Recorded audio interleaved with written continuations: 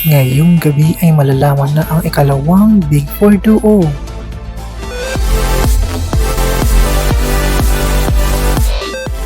Sino kaya sa mga natitirang duos ang magiging maswerteng makapasok? Sino kina Ralph and Will, Dustin and Bianca, Brent and Mika, River and AZ.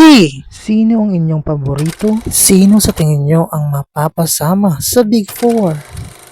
Abangan yan ngayong gabi sa Pinoy Big Brother Celebrity Collab Edition.